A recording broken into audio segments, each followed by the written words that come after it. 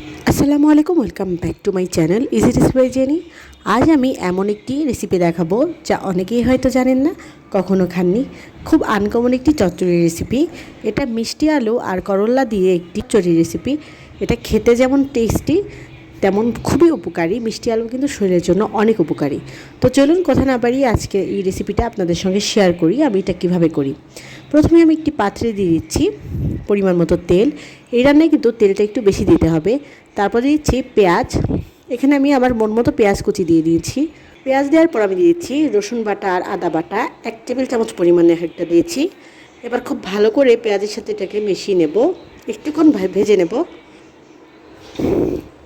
তার মধ্যে আমি দিয়েছি মসুরের ডাল, মিষ্টি আলু, করল্লা আর পেঁয়াজের ফুল ছোট ছোট করে কাটা। দেখতে পাচ্ছেন ঠিক এই স্টাইলে আমি এটাকে কেটে নিয়েছি। এবার এগুলোকে খুব ভালো করে পেঁয়াজ আর মশলার সঙ্গে মিশিয়ে নিচ্ছি।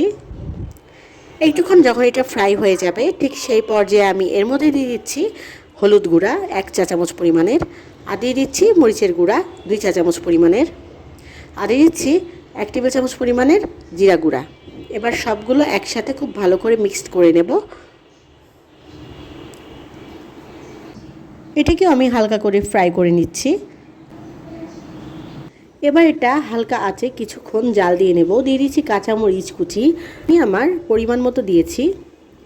পর্যায়ে কিছুক্ষণ জাল দিয়ে নেবার পর আমি দিয়ে দিচ্ছি লবণ। পরিমাণ মতো লবণ দিয়ে আবারও নাড়াচাড়া করে দিচ্ছি। খেয়াল রাখতে হবে নিচে যেন লেগে না যায়, অনবরত নাড়তে হবে। পরে যখন একদমই শুকনা শুকনা ভাব চলে আসবে সেই পর্যায়ে আমি এর মধ্যে দিয়ে দিচ্ছি পরিমাণ মতো পানি।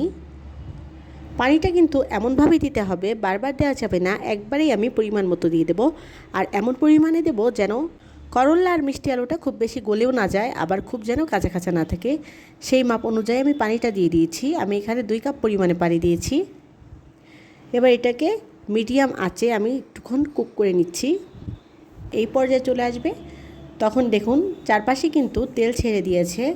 এই পর্যায়ে আমি একটু খুব ভালো করে ভুলবশত আমার একটা ক্লিপ ডিলেট হয়ে গিয়েছে। আমি এখানে কিন্তু ছোট ছোট ইলিশ মাছের টুকরো দিয়ে দিয়েছি। পানি দেওয়ার আগে ইলিশ মাছকে ছোট টুকরো করে সেটা দিয়ে দিয়েছি, এতে এর সেন্ট অনেক বেড়ে যাবে।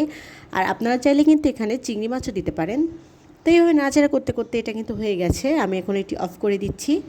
আর মাছ দেওয়াতে এটার স্বাদ বহুগুণে বেড়ে যায়, চেষ্টা করবেন মাছ দিতে। এই তো হয়ে গিয়েছে। এবার এটাকে গরম ভাতের সাথে সার্ভ করলে কিন্তু ভীষণ টেস্টি লাগবে, একদম অন্যরকম একটি স্বাদ। আশা করি বাসায় ট্রাই করবেন। Thank you for watching. আল্লাহ হাফেজ।